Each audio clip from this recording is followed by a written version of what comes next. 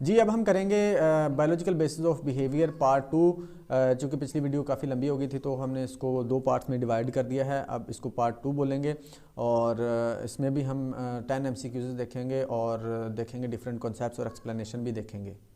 The part of the neuron that receive messages from the other neuron is called, जो दूसरे neuron से information receive कर रहा होता है उसको क्या बोलते हैं? डेंड्राइट बोलते हैं। याद रखिएगा, जो एक न्यूरॉन से दूसरे न्यूरॉन में इन्फॉर्मेशन जब हो रही होती है ट्रांसफ़र, तो वो डेंड्राइट होते हैं जो रिसीव करते हैं। अच्छा जी, dash are the nerves that control the muscles, वो नर्व्स जो हमारे मसल्स को कंट्रोल करते हैं वो क्या कहलाते हैं? Somatic nervous system. इनके बारे में भी हम पढ़ते हैं, ये सारी चीज़ों के बारे में। सोमैटिक नर्वस, सोमा का मतलब जिस्म होता है, तो सोमैटिक नर्वस सिस्टम हमारे मसल्स को, चूँकि हमारे जो मसल हमारी बॉडी से ही रिलेट करते हैं, तो ये सोमैटिक नर्वस सिस्टम होगा। इन चीज़ों को इस तरह से भी याद रखा जा सकता है। ऑटोनॉमिक नर्वस सिस्टम, सिंपैथेटिक और पैरासिम्पैथेटिक को किस तरह से याद करना है ये भी हम देखते हैं अभी। पहले न्यूरॉन को देख लेते हैं। ये मैसेज ट्रांसफ़र हो रहा है एक न्यूरॉन से दूसरे न्यूरॉन में, तो ये है हमारे पास जो सेंड कर रहा है मैसेज, सेंड करेगा ये एक्सॉन के थ्रू, और यहाँ पर ये हमारे डेंड्राइट्स हैं दूसरे न्यूरॉन के जो रिसीव कर रहे हैं। डेंड्राइट्स के थ्रू ही रिसीव हो रही होती है इन्फॉर्मेशन, याद रखिएगा। अगर कोई आपको बोले कि सेल बॉडी रिसीव करती है तो आप तभी यस कर सकते हो, अगर डेंड्राइट वहाँ पर ऑप्शन नहीं दिया गया। और सेंड कौन करता है? वो एक्सॉन भी कह सकते हैं आप। उसके साथ साथ ये टर्मिनल बटन होते हैं, इनको टर्मिनल बटन भी कहते हैं। ये जो सेंड कर रहे होते हैं या ट्रांसफ़र कर रहे होते हैं इन्फॉर्मेशन, इसको टर्मिनल बटन कहते हैं। टर्मिनल बटन सेंड कर रहे होते हैं और डेंड्राइट से रिसीव कर रहे होते हैं, याद रखिएगा। अगर एक्सॉन की तरह के बारे में बोला जाए तो वो भी सेंड कर रही होती है, अगर वहाँ पर टर्मिनल बटन ना दिया गया होगा तो। यानी कि कॉन्सेप्ट क्लियर होगा तो आप कुछ भी कर सकते हो, कुछ भी वो किसी तरह से भी क्वेश्चन घुमा फिरा के दे दे तो आप उसको सही से आंसर कर सकते हो। अब आ जाते हैं जी नर्वस सिस्टम जो हमारा होता है। Autonomic nervous system is a control system that acts largely unconsciously and regulates bodily function such as the heart rate, digestion, respiratory rate. This system is involve in control of fight और flight responses. बाकी सारी चीज़ों को छोड़ दें, autonomic की तरफ आ जाएं ज़रा। इसको अगर आपने इसका कॉन्सेप्ट क्लियर करना है, ऑटोनॉमिक को आप समझ लें ऑटोमेटिक। ऑटोनॉमिक को आप ऑटोमेटिक की तरफ ले जाएं। ऑटोमेटिक क्या होता है? जो खुद ब खुद चीज़ें हो रही होती हैं। ये वाला सिस्टम हमारी उन कामों को, उन चीज़ों को कंट्रोल करता है जो हमारी बॉडी के अंदर ऑटोमेटिकली हो रही होती हैं। मिसाल के तौर पर हार्ट रेट ये ऑटोमेटिकली हो रही है, उसके बाद डाइजेशन ये भी ऑटोमेटिकली हो रही है, उसके बाद रेस्पिरेटरी रेट ये भी ऑटोमेटिकली हो रहा होता है। यानी कि जितने भी ऑटोमेटिक हमारे अंदर फंक्शंस हो रहे होते हैं वो ऑटोनॉमिक नर्वस सिस्टम ही कंट्रोल करता है। और this system is involve in control of fight और फ्लाइट, ये फाइट और फ्लाइट में भी इन्वॉल्व होता है। या इसको थोड़ा सा ये कन्फ्यूज़न हो ना, आगे जाके मैं इसको भी क्लियर करता हूँ फाइट और फ्लाइट इसके अंदर कैसे आएगा। अच्छा जी, आगे जाते हैं somatic nervous system. Somatic nervous system is a component of the peripheral nervous system associated with the voluntary control of the body movement विया use of skeletal muscles.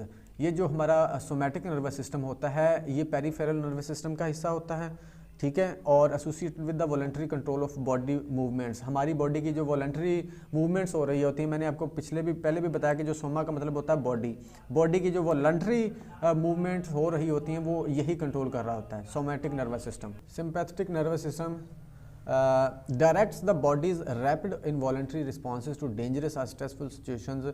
Sympathy क्या होती है? बेसिकली हमदर्दी, ठीक है। इसको इस तरह से देखते हैं। सिंपैथी क्या होती है? हमदर्दी करना। ये हमारा जो सिस्टम होता है हमसे हमदर्दी करता है, हमारा दोस्त होता है।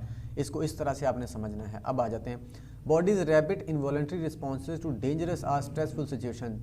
जब भी हमें कोई स्ट्रेसफुल सिचुएशन होती है, डेंजरस सिचुएशन होती है, तो हमारा ये जो हमदर्द सिस्टम होता है हमारे साथ सिंपैथी करने लग जाता है, सिंपैथी करने के लिए आ जाता है। और ये क्या करता है?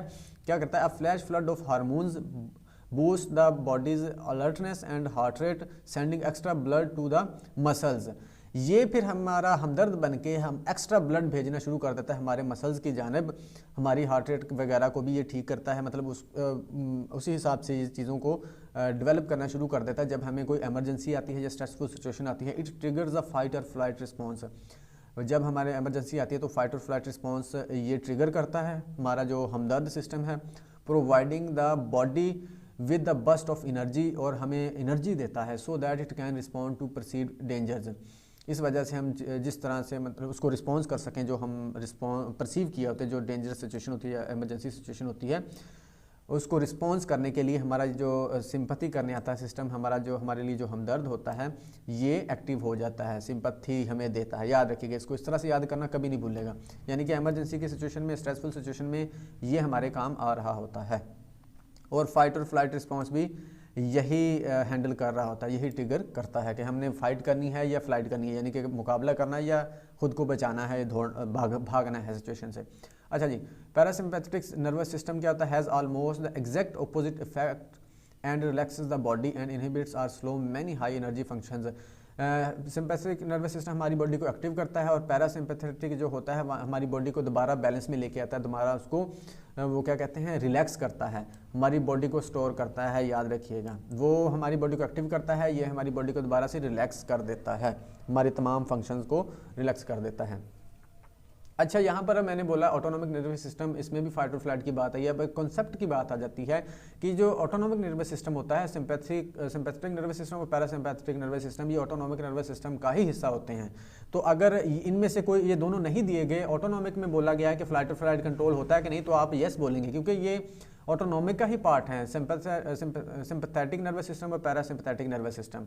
तो अगर ये दोनों नहीं दिए गए तो फिर हम ऑटोनॉमिक की तरफ जाएंगे। अगर ऑटोनॉमिक फाइट और फ्लाइट दी गई बोला गया है और सिंपैथेटिक नर्वस सिस्टम बोला गया, तो फिर हम सिंपैथेटिक नर्वस सिस्टम को ही लगाएंगे। याद रखिएगा, तो इस तरह से कॉन्सेप्ट क्लियर होते हैं।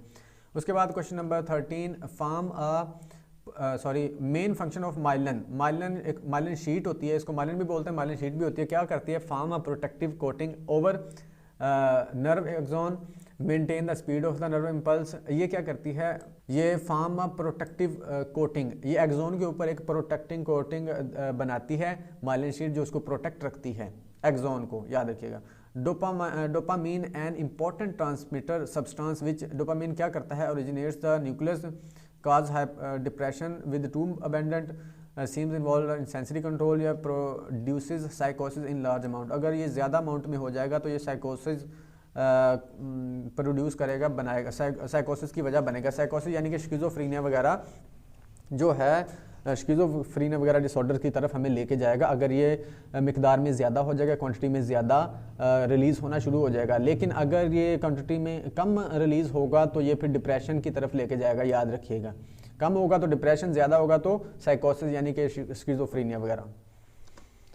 A nerve cell carrying information from your brain to muscles and glands is called, वो नर्व सेल जो इन्फॉर्मेशन लेके जाता है फ्रॉम योर ब्रेन से लेकर मसल्स को देता है, उसको क्या बोलते हैं? मोटर न्यूरॉन, एफरेंट न्यूरॉन, उसके बाद है जी कनेक्टर न्यूरॉन या सेंसरी न्यूरॉन।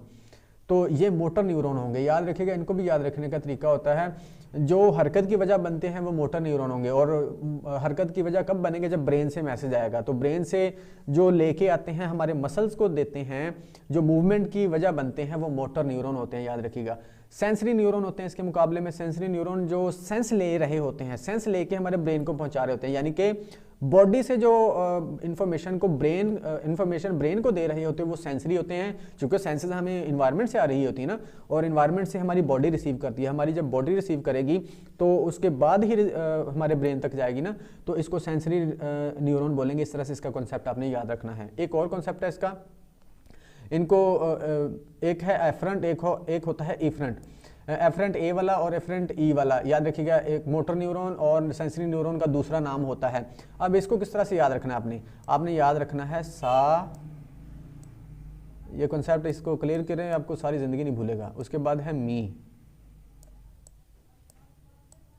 सामी, यानी कि मुझे देखा या मुझे देखो, इस तरह से, चूंकि सात और सेकंड फॉर्म होती है तो मुझे देखा समझ लें आप।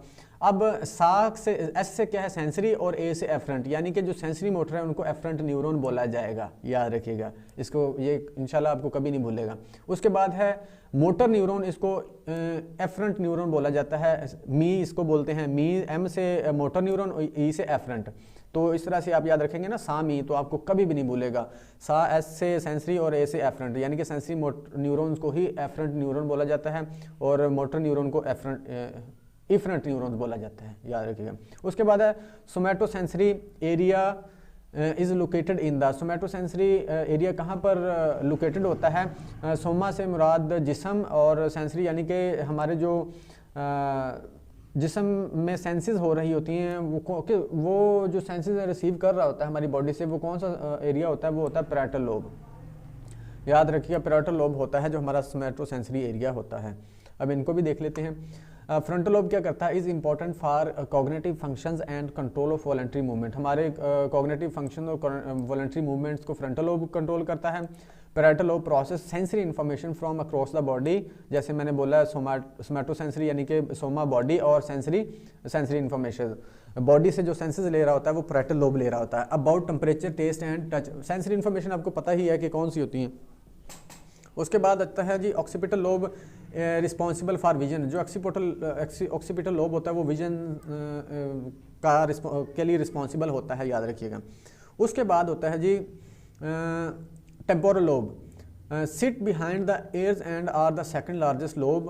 एयर्स के बिहाइंड होता है और सेकंड लार्जेस्ट लोब होता है। They are most commonly associated with processing auditory information, emotions and with encoding of memory. इसका ताल्लुक, ये रिस्पॉन्सिबल होता है ऑडिटरी इन्फॉर्मेशन के लिए, इमोशंस के लिए और इनकोडिंग द मेमोरी, इन चीज़ों के लिए ये रिस्पॉन्सिबल होता है, याद रखिएगा। नेक्स्ट आगे बढ़ते हैं जी। How hormones are different from neurotransmitters. Hormones are chemical messenger, hormones are carried in the bloodstream, hormones are not regulated by the brain, hormones are byproduct of the neurotransmitter. Hormone की जब बात आएगी तो blood stream की बात आएगी, याद रखिएगा, ये ब्लड स्ट्रीम के अंदर पाए जाते हैं। उसके बाद neurotransmitter that plays the role in sleep and mood changes. वो ट्रांसमीटर जो स्लीप और मूड को चेंज करता है वो क्या होता है, हम देख लेते हैं। डोपामाइन, सेरोटोनिन, गाबा या एसिटाइलिन, कौन सा होता है देख लेते हैं अभी। Dopamine plays a role in how we feel pleasure. Pleasure की जब बात आएगी तो डोपामाइन की बात आएगी। It's a big part of our unique human ability to think and plan. Think and plan में भी इसका रोल होता है। उसके बाद serotonin is the key hormone that stabilises our mood, हमारे मूड को स्टेबलाइज करता है। Feelings of wellbeing and happiness, इन चीज़ों को स्टेबलाइज करता है स्टेबलाइज करता है। This hormone impacts your entire body, it enables brain cells and other nervous system cells to communicate with each other. यही इनेबल करता है कि किस तरह से मतलब कम्युनिकेट करना है। Serotonin also helps with sleeping, eating and digestion. ये इसका जो रोल होता है स्लीपिंग में, ईटिंग में और डाइजेशन में भी इसका रोल होता है, याद रखिएगा। ये हमारे मूड को स्टेबलाइज भी करता है, फीलिंग ऑफ वेलबींग और हैप्पीनेस को। उसके साथ ये चूँकि मैंने बताया कि इम्पैक्ट करता है बॉडी को, और एक न्यूरन से दूसरे न्यूरन में जब ट्रांसफ़र हो रही होती है इन्फॉर्मेशन तो वहाँ पर भी न्यूरोट्रांसमीटर्स का रोल होता है। वो जिसकी ज़रूरत होती है वही वाला रिलीज़ होता है वहाँ पर। गामा अमीनो ब्यूट्रिक एसिड, गाबा भी इसको बोला जाता है, is an amino acid that functions eight primarily inhibitory. ये इनहिबिटरी न्यूरोट्रांसमीटर होता है। इनहिबिटरी और एक्साइटेटरी हमने पहले भी देखा है। इनहिबिटरी जो एक्शन को रोक रहा होता है या स्लो कर रहा होता है। For the central nervous system it functions to reduce normal excitability by inhibiting nerve transmission, ये मैंने पहले बता दिया। उसके बाद है जी acetylcholine is the chief neurotransmitter of parasympathetic nervous system. ये एक चीफ न्यूरोट्रांसमीटर माना जाता है किसका, पैरासिम्पैथेटिक नर्वस सिस्टम का। It plays a role in motivation, arousal, attention, learning and memory. ये अपना रोल प्ले करता है किसमें, मोटिवेशन में, अराउजल में, अटेंशन और मेमोरी के अंदर। And it is also involve in promoting REM sleep. REM sleep को प्रमोट करने के लिए, यानी कि रैम स्लीप में भी अपना ये रोल प्ले करता है। तो चूँकि हमारा क्वेश्चन के अंदर neurotransmitter that plays the role in sleep and mood, sleep और मूड चेंज की बात की गई है, तो इसमें हमारा कौन सा रोल प्ले करता है। Serotonin is the key hormone that stabilise our mood, feeling of wellbeing and happiness, और उसके साथ साथ ये स्लीपिंग में भी रोल प्ले करता है। तो सेरोटोनिन इसका हमारा करेक्ट आंसर होगा।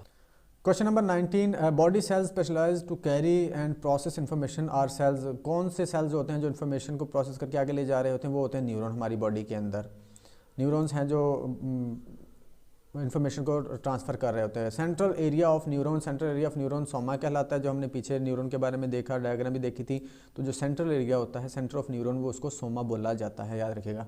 तो ये थे जी नेक्स्ट 10 क्वेश्चंस, और ये टोटल 20 क्वेश्चन हो गए हैं।